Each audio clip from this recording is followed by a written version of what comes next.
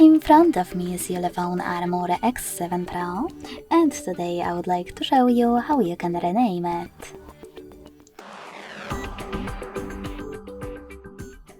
Begin by opening settings and scrolling all the way down to access About Phone section. Then click on device name and type in wherever you want to. In my case, Sunny.